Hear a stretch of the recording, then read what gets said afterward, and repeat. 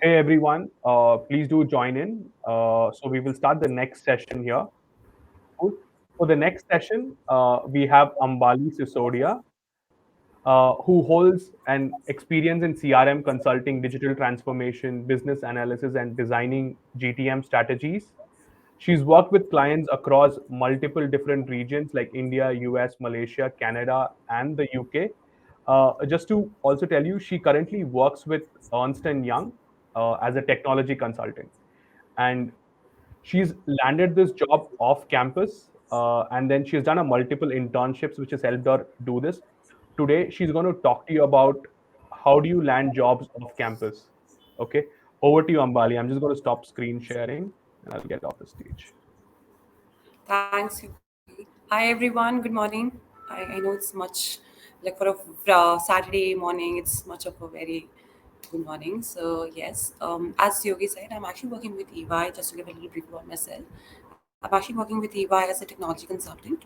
My entire experience is more towards digital transformation regarding CRM and moreover, I just work on Salesforce platform, Dynamics 365, and all those platforms. Okay, so just to give a little how things are at AY, what usually we do day to day is something because since majority of my experience is in business analyst, the day would usually start with interaction with the clients. It would be because we are bridging the gap between the technical team and between the business folk. So we'd be in a lot of interaction. We would be trying to convert those business requirements into a little technical requirements, somewhere working with the delivery team all together from end to end, from starting to the delivery.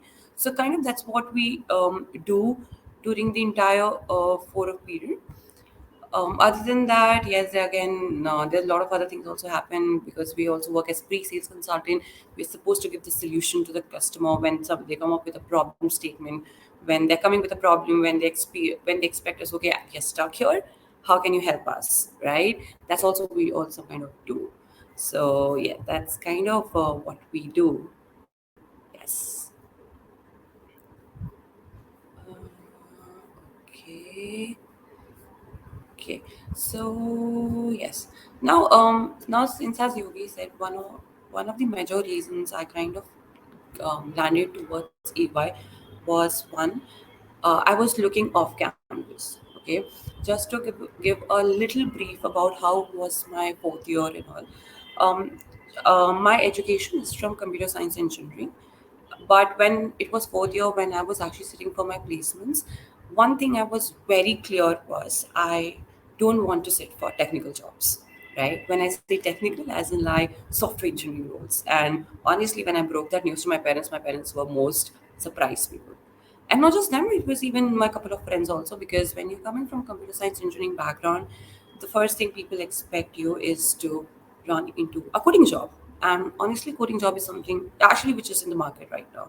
It was in market today, it will be in market for the next 10 years as well, with so much AI and all coming in picture.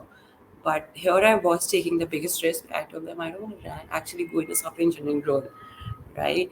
From there, I actually got a little visibility. Okay, that is not the kind of work I want to do.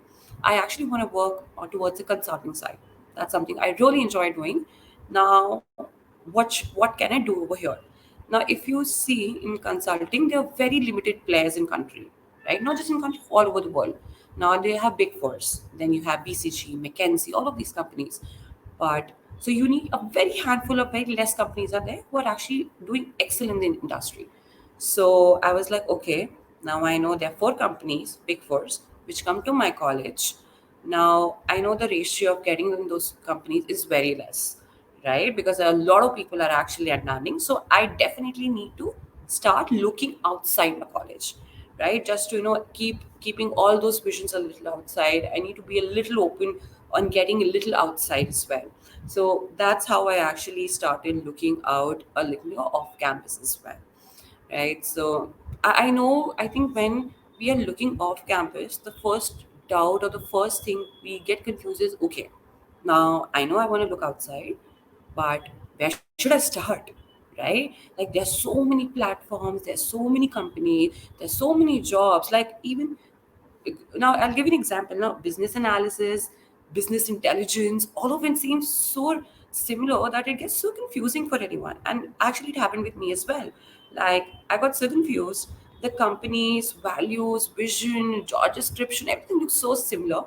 So, what I did, right, when you are actually in college and if you don't know from where to start from, just for a beginner, what you can do is just get the list of the companies that are coming to your college. Okay, in case you are not from college, you are someone who has experience, let's say year or 2 year, someone who is not in college anymore. Just talk to people around you.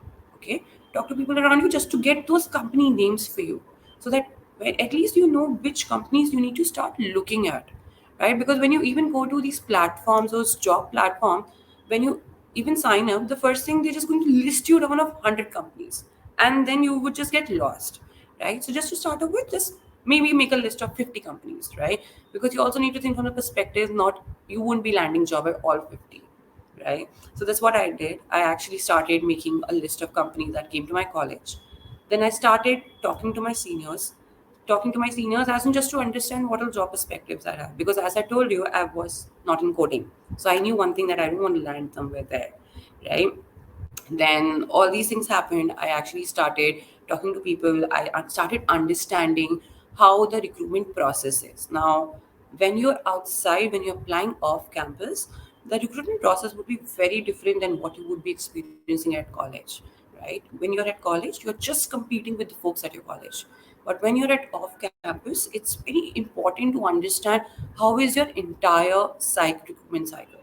Now, just for example, I'll give you, okay.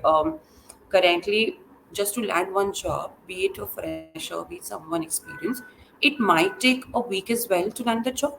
At the same time, it might also take like 2-3 months also to land the same job. It would totally depend on what is the urgency of the company, what is that particular position holding in that company, how urgent they want to fill those positions as well, right? So all those kind of minute detail which we feel is not relevant is actually very relevant, right?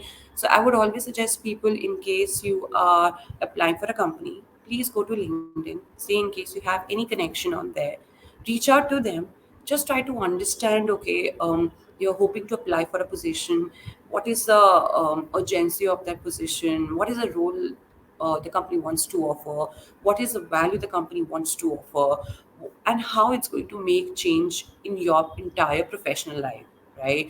um, always make sure that it should be aligned to your personal values, it should be aligned to your personal goals on where you want to achieve a year from now, 6 years, 6 months from now, year, 2 year, 5 year, right? So all those little goals you'll have to make sure. Now, after all this, what I did, I actually started applying off campuses. I actually started reaching out to people. I started reaching out to my seniors. I started reaching out to on people on LinkedIn. When all those things happened, again, somewhere I was getting positive responses. Somewhere I was telling, you know what, I think we might have a position, but it would take some time. And there were instances that when I applied in month of November, I got call in March or maybe April. And when by the time when I'd forgotten that even I have applied, but that's also the time I actually got calls. And there were also time when I actually applied in 1st November and I got call on 4th November as well. Because it all depends on the entire your how urgently the company wants to close that position. Okay, so now you started applying, now you're talking to people, you know what kind of roles you want, you're just still in the experimenting phase, or you still want to understand what are the things you want to do, right? So you spoke to people, now you understood also what is a company's position in terms of that particular role, how urgent they want to close that role, right? Now, if you're a fresher, I wouldn't recommend having this conversation. But when you're someone who's even having experience of something, even if you're trying to move your bands from one to another, always have a conversation regarding the numbers, right?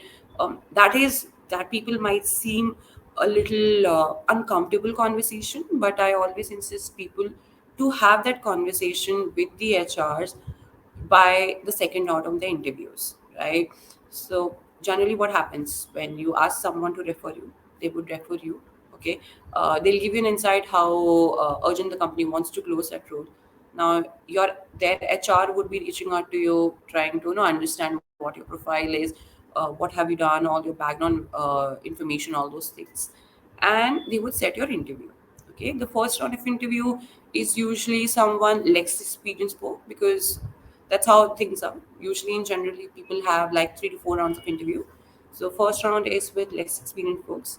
Then second round is with your more likely with a manager, someone close to 10, 12 years of experience. Now, here someone who's an actually experienced pro, I would always suggest after your second round of interview or before your second round of interview, don't do it after your first round. Don't do it before your sorry first round. Do it after your first round. Okay, have that numbers conversation with your HR. Please don't go ahead with the conversation if you feel those numbers are not getting aligned with yours, because it's just waste of time. I mean, I know a lot of people would have different opinion, but I personally do not recommend people, experienced folks, that do. If you're a fresher, I would not even suggest you to bring that conversation way before you have that conversation with HR. But in experienced folk, have that conversation with the HR that okay, this is a number I'm looking. Will the company will be able to offer me that number? And of course, there's going to be a lot of negotiation. Um, in my experience, I've seen usually people crack interviews a little earlier, but that number conversation, right, that goes the longest, because they're also trying to bring some number. They're also You are also trying to bring some number. You're just trying to find some middle ground, right? So this is the entire long conversation which goes happening. So please have this conversation with your chars before you commit to something, right? And I wouldn't. What usually happens in market is when you get a number, you spoke to the HR, now offer is released, right? Now people start going outside also, they start going to explore the markets and all. I usually don't recommend people, because the first moment you start applying, you have to be 100% sure that is that company aligning with your personal goals, with your personal values. Is that something you would want to see yourself working? Because officially the people say it's for 40 hours a week, but unofficially if you see it's more than that. Like I think recently there's also an interview came where Nan Moody actually said that people should actually work 70 hours a week, right? So make sure that goals and the company environment, company, entire people who are working, they're kind of somewhere on your level or something you would want to work, right? So off campus, this is actually how it happens. Now there's a lot of complexity in that entire situation. Usually, now let's say when we actually skip the first round of interview, right? Now let's say you spoke to someone, they referred for you. Honestly, before that, I'll always suggest people, please go for the referral mode, right? When we were in college, we were kind of naive. We didn't have anyone to tell us that you should try going through referral. Just don't go on any random job portal, look for the company and apply. No, honestly, that's the most lowest process of getting recruited. Go to people who are working in that company, talk to them, ask them to refer you. And I think as far as spoken to people, people are more than happy to refer you. So once you're asking them to refer you, usually ask them in a very subtle, polite way of trying to understand what they are doing, how's the company being placed, how are things happening at the company, is company looking to hire and all. So please, once you ask them, once you have that conversation, again, the next thing you're supposed to do is update your CV before you send to your referral, right? Because they would again give you hints on what are things they are looking, right? Probably in case they're not giving an hint, if you know that person really well, just get a little conversation with them. Okay, you know what, I'm planning to apply. Can you just help me? What are things there should be in my resume? What are things I should ensure those things are there in my CV for me to get shortlisted? And they'll be more than happy to help you. Okay, referral works the best in what I've seen so far. Ask them to refer. They'll tell you what are things companies looking, and they'll tell you all those the main highlight things they're looking for, all those things. You update your CV. Now since you have a lot of platforms like ChatGPT, where you don't need to manually update your entire CV, you can just go on those platforms, look at the description of the job, update your CV accordingly and send it to him, right? Now sending is also, what time are you sending a referral?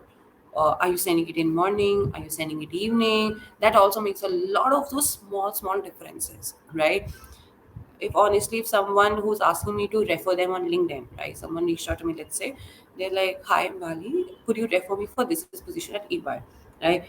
Now that would all I would also refer that person depending on how my mood is, right? If I'm feeling normal, I'm like, okay, yeah, sure, I might want to delay that process. But if I see that message after a long day of work, I might not want to reply. So please, when you're reaching out to your referral people or when you're reaching out to people, always reach out to them at the convenient hours of theirs, not yours. Right? You have to also keep in mind that on weekend they might not be very active on these platforms. So just reach out to them on those points and send them your resume only in mornings and not in evenings. Work related emails are the last emails we want to see, I think. So please send your email with resume during the morning and the afternoon hours. Okay. Now, after you have sent your resume, that person will refer you. Usually, in what I've seen in a lot of companies, also including mine, is when someone refers you, you get a confirmation email as well that okay, you have been referred, etc. Right? After this you are done, they'll tell you what's the recruitment process. Usually on a general, you have 2 to 3 or 3 to 4 levels where all these recruitment cycle will happen. Right, first level, again, as I said, someone less experienced person will take. Second level, usually someone more experienced. And third would be more towards the leadership as in person who's leading the team. They just want to understand if you will gel well with the team or not, all those things. And then usually the HR conversation regarding the numbers happen, right? So experienced folks, second level is a place where you need to have that conversation with the numbers. Okay, someone who is just starting into something new, something, even if you have experience but doesn't make it's not a relevant experience, please don't have the conversation. It's going to put a very wrong image in front of the company, right? Then after you're done with it, right, now when you also, now the important role in this would be prepping for those interviews. Okay, because if there are 3 rounds, you need to ensure you're impressing the entire jury, especially the one after the other, right? So again, there are a lot of platforms online where you get questionnaires on what are kind of questions the company asks. Like, for example, let's say if it's consulting, right? You will see a lot of people on LinkedIn. They do upload a lot of use cases, like upload kind of study material, a lot of questions, what kind of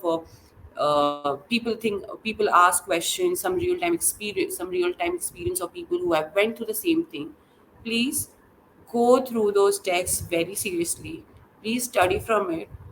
99%, I'll tell you one thing, the pattern is the same.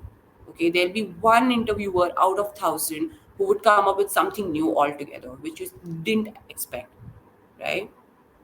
So, if you're an experienced folk, again, please ensure you are starting your resume. Whatever things you have written in your resume, make sure you have a hand on it. If you're writing 4 lines about your previous description of your previous company, make sure you're able to justify those all 4 lines. If you're telling about your previous projects, ensure you know everything about it, or at least convince them that you know everything. Anyway, they wouldn't know, right? So be convincing, right? Now, after you started prepping, just go through the use case studies, all of it. Now start prepping for it, right? When you start prepping for it, a lot of questions will come. Okay, I don't know the answer to this. How should I answer it? Again, reach out to the person who referred you, right? That person is going to play an important role throughout the recruitment. Reach out to the person, tell them, okay, I'm stuck here.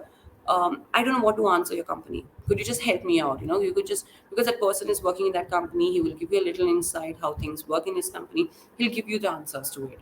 So probably you'll get some little high level idea. You need to tailor it according to the company's requirement. Now, after those things are done, now let's say you cleared the first round, you clear the second round, third round also leadership round happened. Then the numbers game happened, right? So that numbers are entire different conversation. We can have it later somewhere. But please have those numbers in mind. Please think about all the different structure which happens in the numbers. So those things are very important. That part is not something your referral will be able to help you. But yes, he would be able, might be, let's say, able to give you a little perspective on what the number is, right? In case you want to do that. And yes, after that, if you get it, great stuff, or else not a problem. You just have to keep applying the same process entirely. Okay. Okay, I see question. Ma'am, can you also please tell us how you build your resume, because I'm also in the same condition. I'm CA. Okay. So, resume building is a very tricky game. Okay, now I'll tell you, when it was 4 years ago, when there was no chat GPT, I used to follow one method. I used to I had created some 3-4 templates of my resume. Okay, because I knew I'm not going to go in the CS related roles. I knew I'm going to in consulting. But now there's business analytics also, there's some business intelligence also, there's so many different things. So what I did, I created some 3-4 templates of my resumes. Okay, so based on the kind of role the company is offering, I would send my that particular template.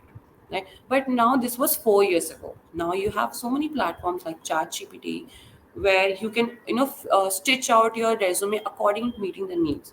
So one thing I would suggest is, now let's say you find a role, let's say offered by Facebook. Okay, they usually people write their job description, key skills they're looking at, what a kind of mandatory things they're looking. Take that description, okay, and then take your CV, copy the content for both of the description and your CV and put it in ChatGPT. Right? Just see how much is your CV making sense to their description. Right? So that ChatGPT will be able to give you those answers. You have to be a little smarter with ChatGPT. I think the way you alter, you filter, you kind of play around with the question, ChatGPT will answer in those ways. Right? So ask ChatGPT about it. Let's say if you feel your resume is not up to that level of applying to it, ask ChatGPT to modify it for you. Or just tell or share the description of your job and ask ChatGPT to convert your entire resume content in that particular role requirement. So now, since you have so many platforms, but again, I would always suggest have a little, keep a heart of yourself also in that resume, because the way you are looking at the way at doing your resume, 100 other folks are also going to do the same way, right? So you need to bring something else also on the table, right? And again, please, when you are doing a CV or a resume, please ensure things are very short, crisp. That's it. No need to like a lot of fancy sentences. No need to write a lot of things. No. Just keep it a single page or max two in case you are experienced for. Okay. I hope that kind of helps. Now, you mentioned some project. Yes, I did. Now, this would also depend on the fact how relevant is your project experience, right? Now, I'll give you two scenarios, okay? One scenario is when someone is trying to switch from one vertical to another. Now, let's say it would be HR to marketing. I'm just giving an example, right? That time your project experience wouldn't be that relevant. It won't be bringing a lot on the table, right? So even though if you mention those experience on your CV, if you want to mention it, great. I would always suggest, if in case you don't have much on your CV, just mention the previous experience. But know the fact that it's not going to play a important factor in your job. It's big, since it's not a relevant experience. It would be there, but consider it's not to be there, right? But now in the second scenario, let's say you already have a relevant experience. Now let's say you're working at EY. Now you want to move from here to another consulting company, right? Something in the similar grounds. Yes, then your project experience would be an important factor, because then you that's how you're going to bring a lot of credentials on the table with the company. That's how you will be telling them, okay, this is the kind of work I've done in past, this is the kind of clients I've worked in past, and this is my entire credentials, right? So yes, based on your role, you need to kind of stitch out your resume and need to stitch out those project experiences as well. Okay. Okay, ma'am, I'm fresh. I have knowledge some programming language. I did. Is this enough to land in a company? Okay. So, Praveen, this would depend on what kind of role are you looking. Okay.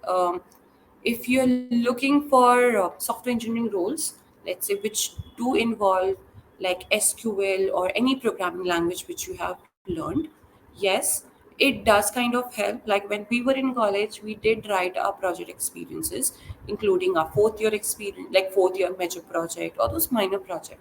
Yes, we do write it. If it's enough or not, that's like a quite a little gray area, because if you're a fresher, I think that's the max a company can expect from a fresher, right? Because since you haven't worked anywhere, so that's the max project experience you can bring on the table. So yes, should be good enough if you are a fresher, But in case you are again switching your field from something to something, those experiences might be a good point, but wouldn't be that enough again. So you might need to go and reach out to another tech platforms, to do some additional courses and all, which can bring a little credibility on your resume. So I hope, Praveen, that kind of answered your question. Okay. So I have one. Okay, we'll go. Okay, then may I have one? Okay, sales, but I want to work in technical domain. Please guide me. Okay. So, firstly, I would suggest just have a little idea on why you're moving from sales to technical.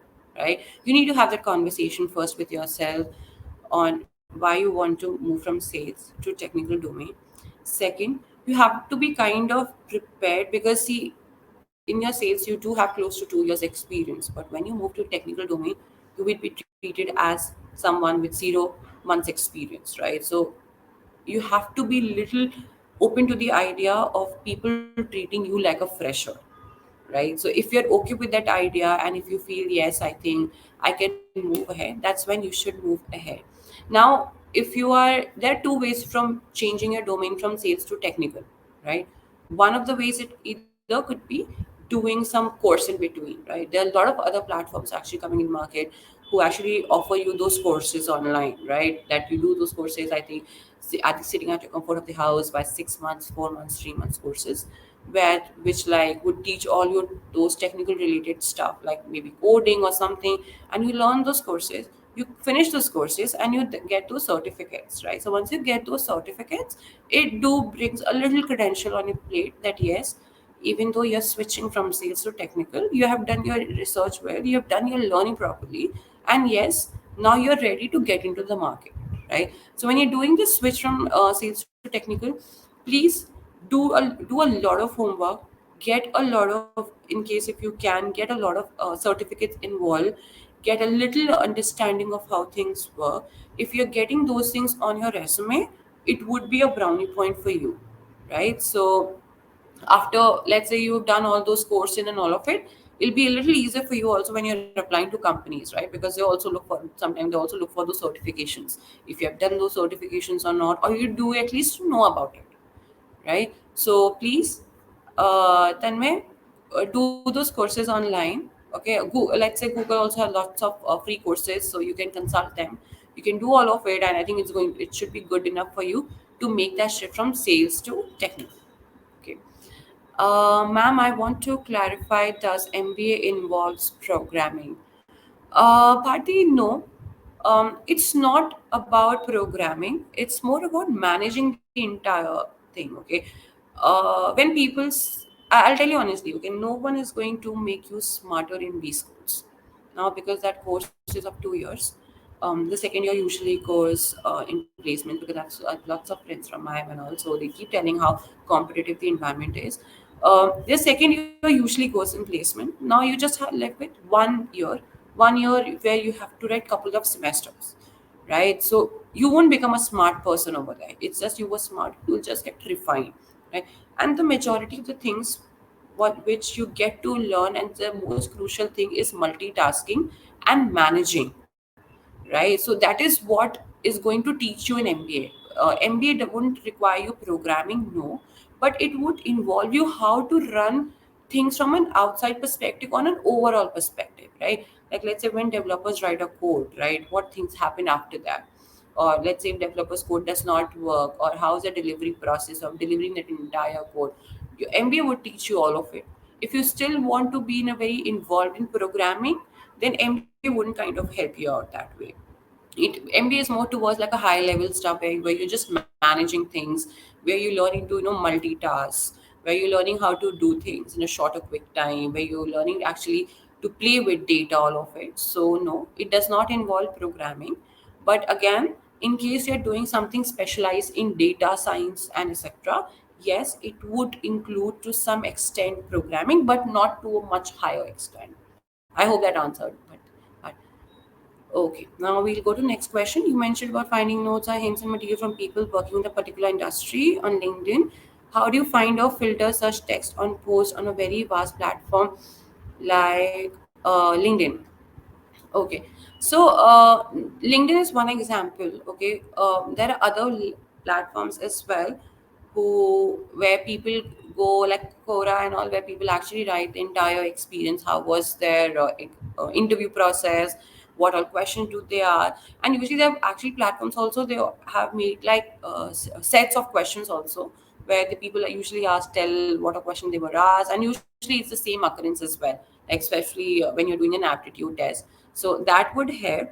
But let's say when you're looking on LinkedIn, right? So you can actually, when you're speaking to someone from the same company, you can directly even ask them also that, okay, when I'm prepping for this role, could you just help me, or could you just help me in little prepping for it, or kind of just giving me a taste of it. You can even, if you're close to that person, you can also ask them to take a mock interview, to give you a little feedback where what all things you can work.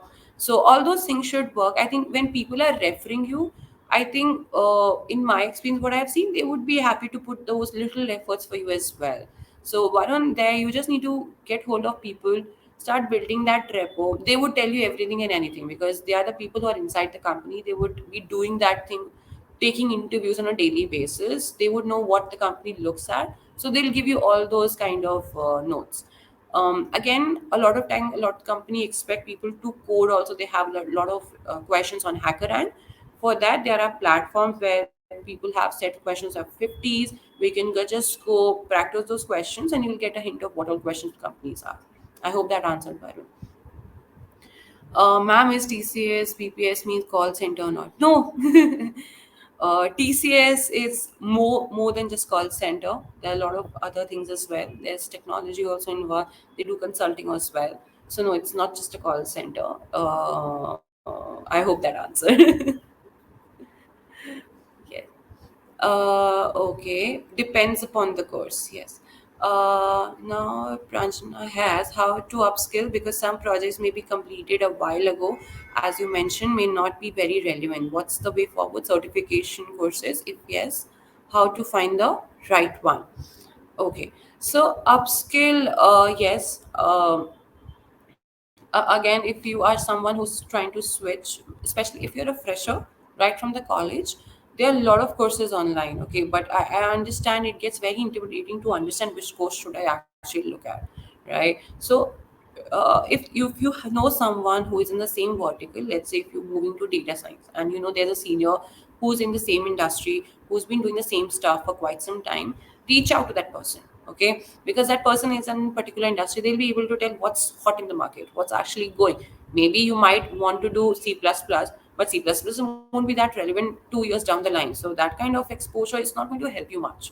You want something which is relevant today, and at least for the next 5 years, right? So reach out to people who are doing pretty great in that industry. Just get a little outside, like a bird view, to understand what are courses or what are things you need to learn. And then that's when you can actually decide where you want to do it. A lot of time, there are certificates which are paid certificates, but yet they do not bring a lot on the table. But yet at the same time, there are a lot of certificates which are open free for cost, yet they do bring a lot of credentials, right? So the person who is in the same industry should be the right person to guide you. But again, don't just listen to one person, listen to multiple people, as in multiple people in the same industry, just to get a little high level, right? I hope that answered your question. Now, Nikita says, can you please explain a little more about freshers, like who are last year graduate? So freshers could be, yes, someone who hasn't worked at all. Okay, one could be freshers as in they're fresh, right, fresh in the market.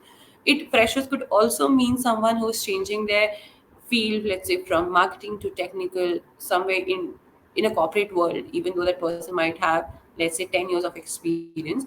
But when they're switching, when they use the word relevant experience, and if that relevant experience is not there, we kind of consider them as equal to a fresher. Okay. Yes. Now we'll take next question. Ma'am, I'm a civil engineering graduate without any programming language. Do only YouTube videos and some free online courses help me from where I should start to become data analyst? Yes, Chetan. YouTube, I think knowledge from any platform works the best. be it YouTube or some free online courses. Yes, they do help a lot.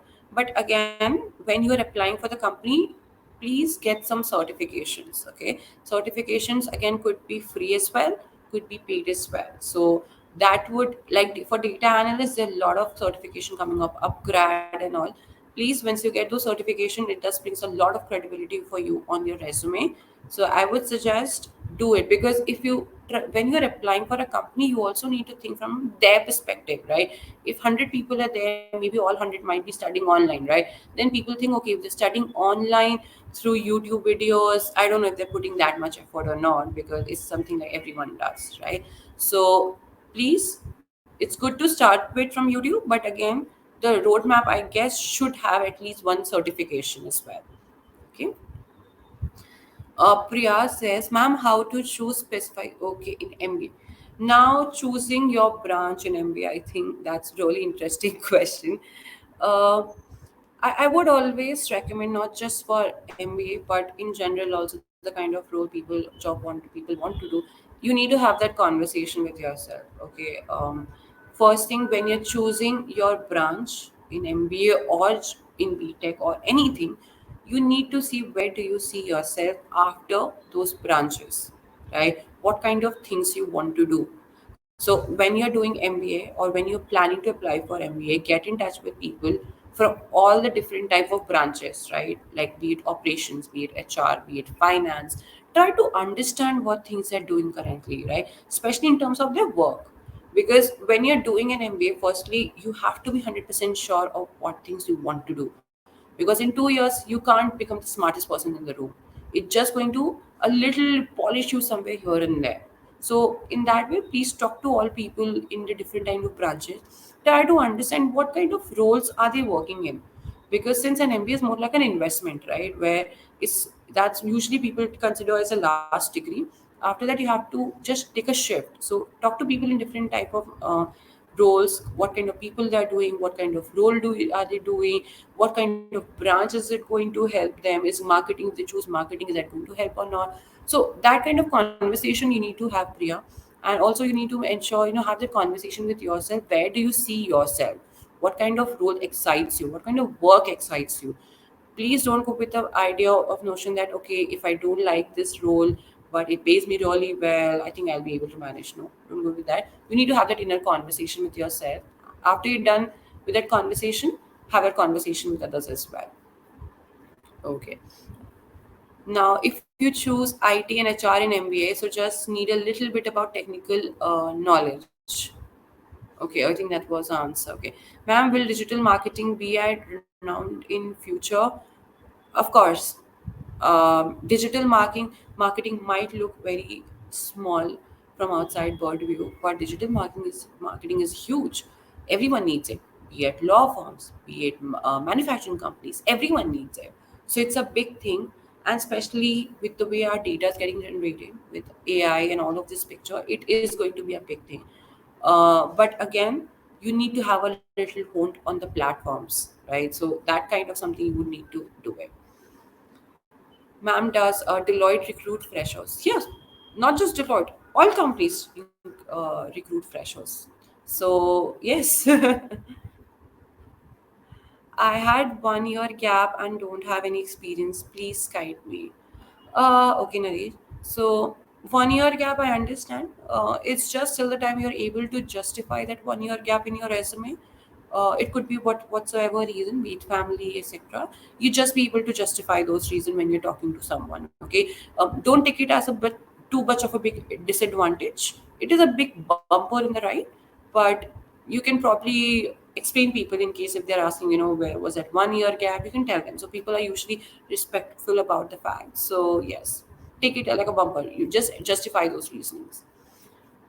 How to deal with the joining dates? I think that's the trend. uh, I would just say, I mean, that's a very gray area.